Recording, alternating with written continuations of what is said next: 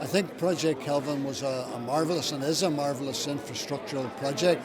I think the first year or two there was a fairly slow take-up, but I do think now we're starting to see with the very recent announcement of the planning permission for the data centre around Coleraine and a number of other projects that I'm aware of. I think we're now starting to get into gear in terms of the advantage that Project Kelvin gives the North West over not just the rest of Northern Ireland, but the rest of the UK into Europe from the North American continent. So I think a lot of progress has been made, but much more can be made.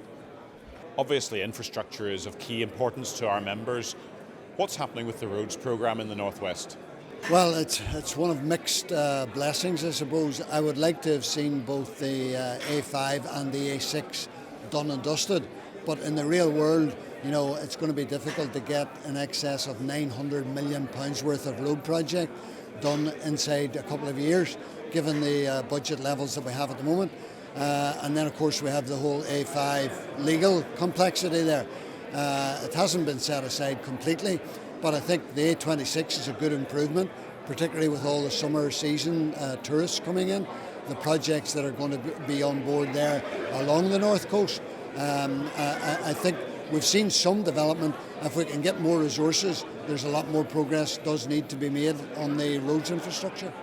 There was a recent announcement on the future of RBS, but there's a real concern growing that Ulster Bank customers here who have a good business but with a property overhang part to it are not going to be treated fairly and equally with their counterparts in other parts of the RBS group. What do you think about that?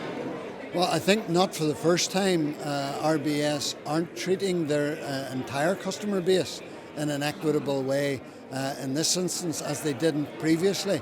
And we can all think back to the major computer glitch where there was a distinct differential in terms of people getting a remedy to the problems in terms of the time. So I do think we've got to keep pressure not just on the banks, but on the Chancellor of the Exchequer, who can exert more influence on the banks than anyone else, to try and ensure that there is equitable treatment.